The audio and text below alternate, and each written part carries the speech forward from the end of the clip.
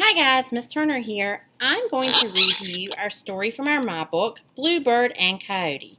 If you would like, you may pause the video now and get out your My Book to follow along with us. This is a Native American tale as told by James Bruchac, illustrated by Chris Linsech.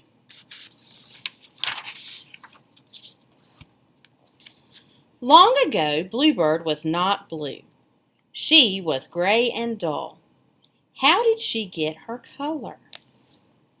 One day, Graybird saw a lake. It was beautiful.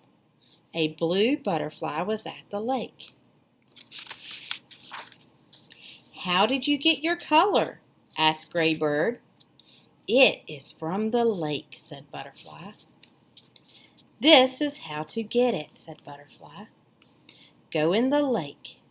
Do it 4 days in a row. Then thank the lake. Day 1, day 2, look at her color starting to change.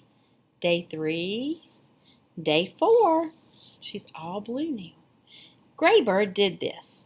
Then she was blue. Thank you, lake. Long ago, Coyote was green. Coyote saw Bluebird.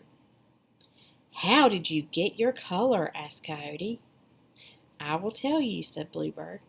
And she did.